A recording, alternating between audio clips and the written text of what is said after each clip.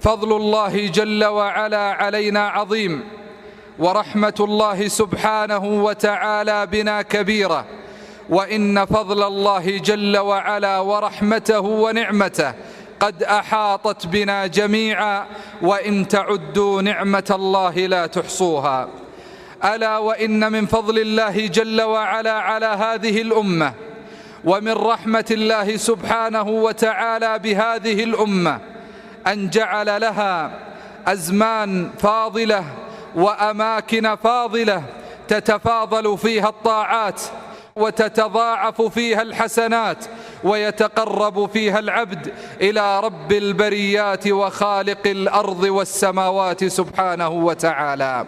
فالعبادة في مكة ليست كالعبادة في غيرها، والعبادة في المسجد النبوي ليس كغيره. وقد قال صلى الله عليه وسلم: صلاة في المسجد الحرام ب100,000 صلاة فيما سواه، وصلاة في مسجدي هذا يعني المسجد النبوي ب1000 صلاة فيما سواه، وصلاة في المسجد الأقصى حرره الله من رجس اليهود ب500 صلاة فيما سواه. أما الأزمنة الفاضلة فكشهر رمضان المبارك الذي تفتح فيه أبواب الجنة وتغلق فيه أبواب النار وتصفد فيه مردة الشياطين، وينادي مناد: يا باغي الخير أقبل ويا باغي الشر أقصر. ومن هذه الأزمنة المباركة التي تتضاعف فيها الحسنات وتتفاضل فيها الطاعات هي 10 ذي الحجة التي أقسم الله جل وعلا بها في كتابه، فقال سبحانه وتعالى: والفجر وليال عشر. قال ابن عباس رضي الله عنهما: إن الله جل وعلا أقسم في هذه الآية بأيام 10 ذي الحجة، وذلك لفضلها ومكانتها ومنزلتها وشرفها. هذه 10 المباركة وهي 10 ذي الحجة هي أفضل أيام للسنة على الإطلاق. وقد قال صلى الله عليه وسلم مفضلا العبادة فيها على الجهاد في سبيل الله، فقال صلى الله عليه وسلم: ما من أيام العمل الصالح فيهن أحب إلى الله من هذه 10. قالوا: يا رسول الله، ولا الجهاد في سبيل الله؟ قال: ولا الجهاد إلا رجل خرج بنفسه وماله فلم يرجع من ذلك بشيء. ومن فضلها أن التقرب إلى الله جل وعلا بالأعمال فيها ليس كالتقرب إلى الله في غيرها.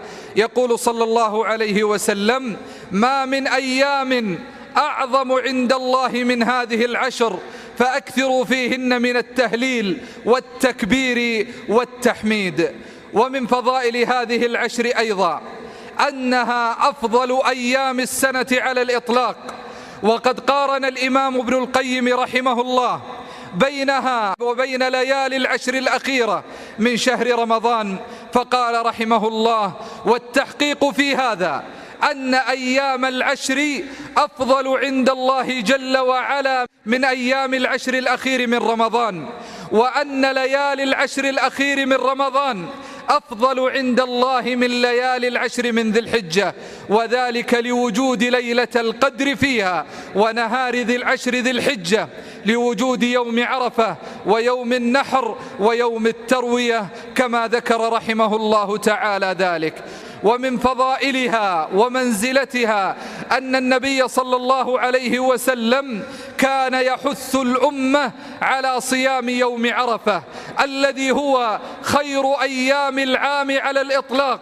يقول صلى الله عليه وسلم: خير يوم طلعت فيه الشمس يوم عرفة، وخير ما قلت أنا والنبيون من قبلي لا إله إلا الله وحده لا شريك له، له الملك وله الحمد وهو على كل شيء قدير.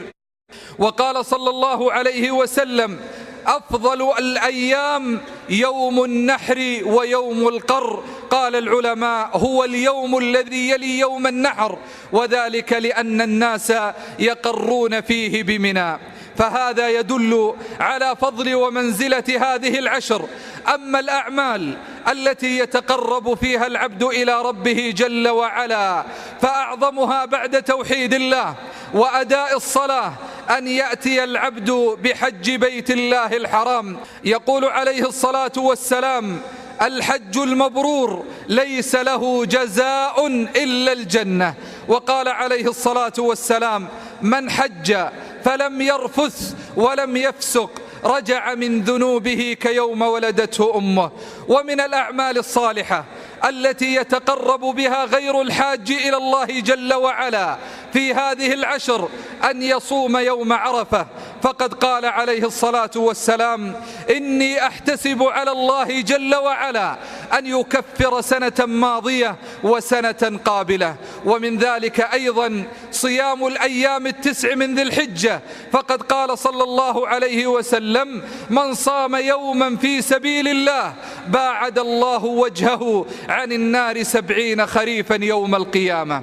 ومن الأعمال الصالحة أن يكثر العبد فيها من التكبير، كما قال النبي صلى الله عليه وسلم: فأكثروا فيها من التكبير والتحميد والتهليل.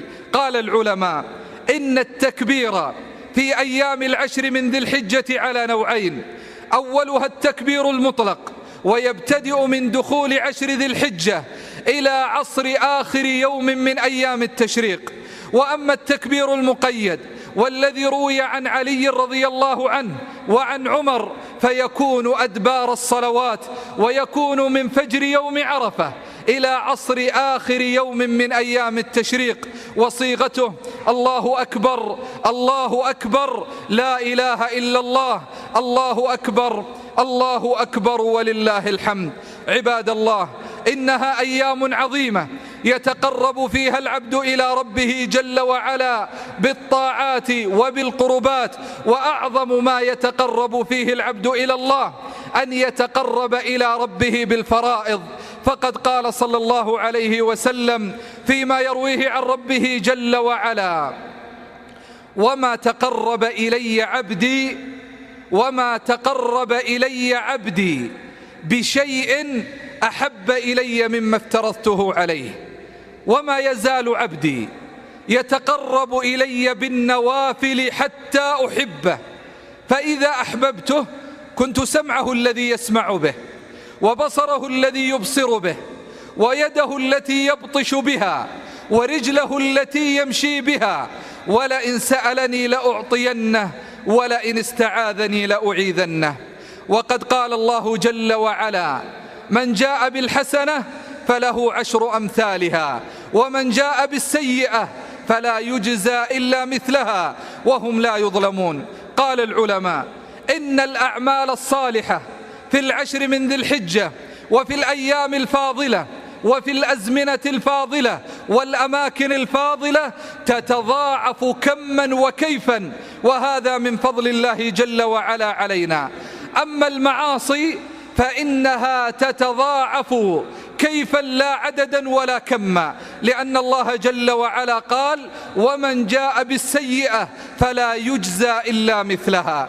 ولهذا قال الله سبحانه وتعالى: ومن يرد فيه بإلحاد بظلم نذقه من عذاب أليم. فهنا يتضاعف الإثم كما وليس عددا، كما أفتى بذلك العلماء، ومنهم سماحة الشيخ عبد العزيز بن باز رحمه الله تعالى رحمة واسعة.